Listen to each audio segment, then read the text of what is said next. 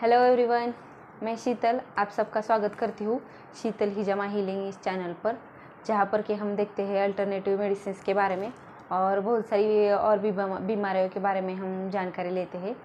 तो आज की वीडियो में हम देखने वाले हैं सिर का या हेड का हिजामा आप कह सकते हो उसे। हेड का हिजामा किन किन चीज़ों के लिए किया जा सकता है और वो प्रोसीजर कैसा होता है वो भी हम इस वीडियो में देखने वाले हैं। तो जब भी हम हेड हिजामा की बात करते हैं तो सबसे पहले लोगों के मन में ये ख्याल आता है या फिर सवाल आता है कि हेड का हिजामा करवाने के लिए हमें बालों को काटना पड़ेगा या फिर बिना बाल काटे हम कर सकते हैं या नहीं। तो उसका जवाब है हाँ, कि बिना बाल काटे हुए भी आप हेड का हिजामा करवा सकते हैं, लेकिन उसके लिए आपके थेरेपिस्ट के पास आपको हेयर सक्शन का मशीन जो होता है ना वो होना चाहिए, वो ज़रूरी होता है। तो उसके बिना आप हेयर सक्शन की मशीन के बिना आप नहीं करवा सकते हेड का हिजामा। तो फिर चलिए हम देखते हैं पूरा प्रोसीजर कैसा होता है हेड हिजामा का।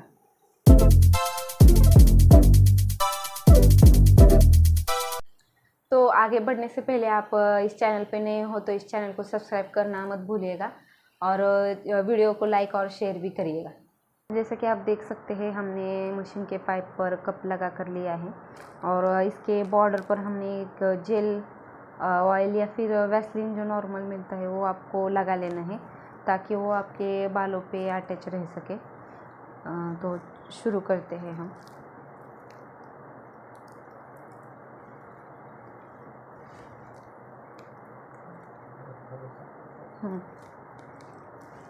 तो मशीन को स्टार्ट कर लेना है।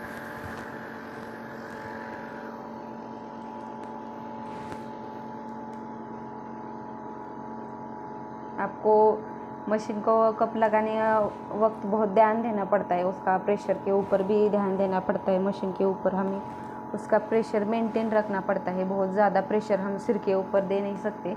और इस कप को लगाने के बाद हमें उसे थोड़ी देर होल्ड करना है ताकि वो कप ना गिर जाए, और जब हम देखें कि वो नहीं गिर रहा तब हम उसे छोड़ देते हैं वैसे ही।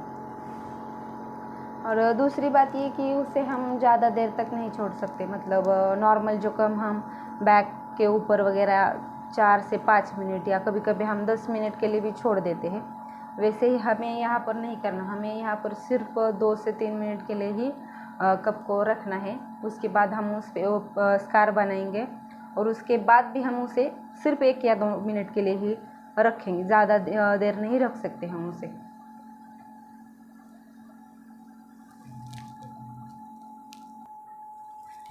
तो अब 3 मिनट से हो गए हैं, तो हम कप निकालने वाले हैं और उसके बाद हम इंसिजन करेंगे।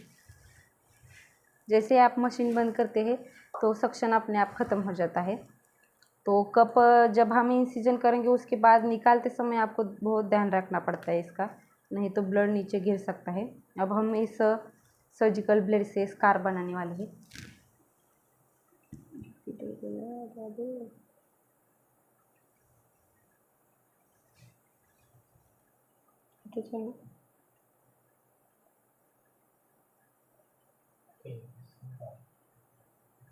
ये पूरा पेनलेस होता है, इसमें इतना ज़्यादा दर्द नहीं होता, क्योंकि जब हम कप लगाते हैं वहाँ का पूरा के पूरा भाग उसको सक्शन मिलने के बाद इतना पेन नहीं होता उसमें।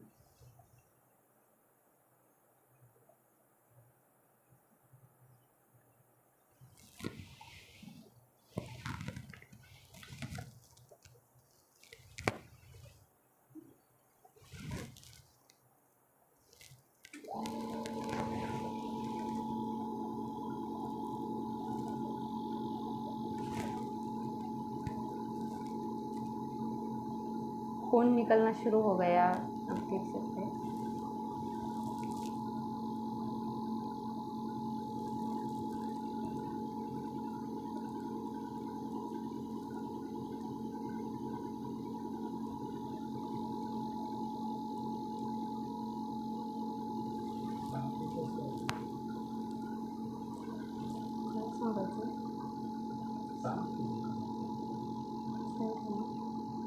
बहुत ही छोटे छोटे स्कार किए हमने, मतलब स्कार नहीं कह सकते हम उसे, प्रिकिंग बोल सकते हैं, जिसमें हमने बस उस ब्लेड को ऐसे प्रिक किया है, क्योंकि हम जैसे स्किन पर स्कार करते हैं वैसे स्कार हम हीड़ पे नहीं कर सकते, या फिर करना गलत होता है, क्योंकि उससे क्या होता है कि बाल टूटने के चांसेस बहुत ज़्यादा होते हैं। तो बस स्कार किया है, और खून ज़्यादा नहीं निकलता, जितना बॉडी के ऊपर निकलता है उतना ज़्यादा खून नहीं निकलता, या फिर निकलना भी नहीं चाहिए, क्योंकि जितना हमें ज़रूर है या फिर जो भी टॉक्सिक है उसका थोड़ा सा तो भी निकल जाए तो भी हमें रिलीफ मिल सकता है।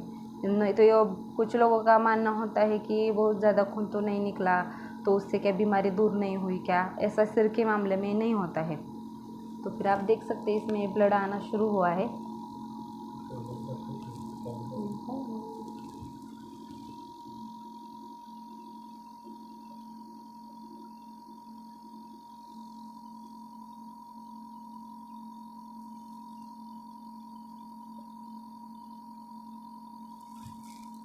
इसको भी हमें 1 से 2 मिनट तक ही रखना है, बाद में हम उसे निकाल देंगे।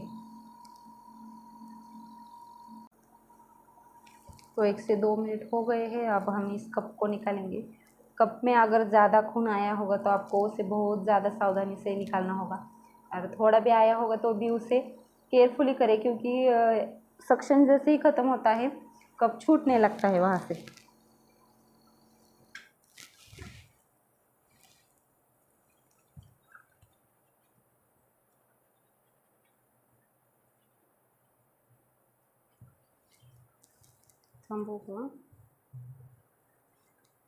तो देख सकते हैं आप, ब्लड इतना ज़्यादा नहीं आया है, तो भी वो कोई मतलब चिंता करने वाली बात नहीं है उसमें।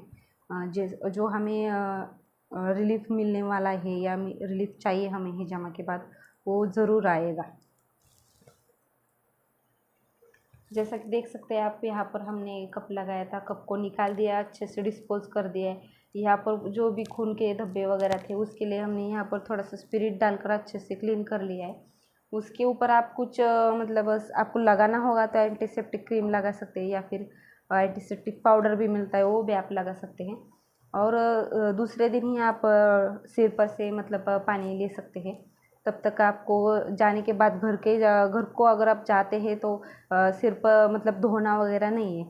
और इस ट्रीटमेंट के बाद कुछ कुछ लोगों को होता है, मतलब हर किसी को नहीं होता, कुछ लोगों में है जो वीकनेस आ सकता है, तो उसके लिए आप शहद का पानी ले सकते हैं। तो अभी आपने देखा प्रोसीजर कैसा होता है हेड हिजामा का। उसके बाद में आपको ये बातें बताना चाहती हूँ कि हेड हिजामा किन किन लोगों को करवाना चाहिए, मतलब कौन से आपको डिसीज़ होगा, प्रॉब्लम होगा, उसके ऊपर आप हेड के लिए हिजामा को प्रिफ़र कर सकते हैं। तो पहला तो उसमें हम देखते हैं कि इंसोमिया, मतलब कुछ लोगों को स्लीपलेस हो जाते हैं, उनको रातों में नींद नहीं आती, तो वैसे भी लोगों को हम हिजामा करवा सकते हैं। 4-5 सेशन के बाद उनको रिलीफ मिल सकता है। दूसरा डिप्रेशन, एंजाइटी, स्ट्रेस, टेंशन, ऐसे जो भी मेंटल इलनेसेस होते हैं उनको भी हम कवर कर सकते हैं हमारे हिजामे के बाद। और तीसरा और इम्पॉर्टेंट कहूँगी मैं, हेडेक। हेडेक में क्या होता है कि हमें माइग्रेन होने के बाद भी बहुत ज़्यादा हेडेक होता है, और नॉर्मल भी हेडेक हम कह सकते हैं कोल्ड होने के बाद, फ्लू आने के बाद, ऐसे जो भी हेडेक होता है उससे भी हम कवर कर सकते हैं।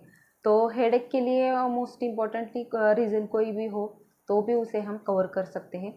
और चौथा, आई डिसऑर्डर्स, जिसमें कि आँखों में जलन होती है या फिर आँखों को कम दिखाई देना शुरू होता है, ऐसे में भी आप हेड हिजामा करवाने के बाद आपके आई साइट में इम्प्रूव हो सकता है। और चौथा, पाँचवा, सॉरी, मोस्ट इम्पॉर्टेंट, हमारे सर के ऊपर क्या होता है, हमारे सर के ऊपर बाल होते हैं, तो वहाँ पर के पॉइंट किए तो वहाँ पर सबसे ज़्यादा इम्पोर्टेंट हेयर के लिए जो भी प्रॉब्लम होगा ना वो सॉल्व होने के लिए यूज़ हो सकता है हेड हिजामा का। जैसे कि हेयर फॉल हुआ, और हेयर पर अगर समझो डैंड्रफ बहुत ज़्यादा हो गया है, तो हेयर रीग्रो करना चाहते हैं आप लोग, तो ऐसे में भी आप हिजामा करवा सकते हैं। उसके लिए भी आपको हमारा नंबर जो है वो स्क्रीन पे दिख रहा होगा, उस पर भी आप हमसे कांटेक्ट कर सकते हैं, या फिर आपको यहाँ पर आना होगा तो उसके लिए हमने लोकेशन भी डिस्क्रिप्शन में दिया हुआ है, उसे भी आप देख सकते हैं। तो ये सब आपको मैंने बताया कि हेड के हिजामा का प्रोसीजर कैसा होता है, उसमें क्या क्या बेनिफिट्स हो सकते हैं आपको, और किन किन प्रॉब्लम्स के लिए, और मैंने जितने बताए हैं उनसे बहुत ज़्यादा डिसीज़ और बीमारियां हम कवर कर सकते हैं हेयर हिजामा के ज़रिए से। तो आपको वीडियो कैसा लगा कमेंट में ज़रूर बताइएगा और लाइक करना मत भूलिएगा। Thank you.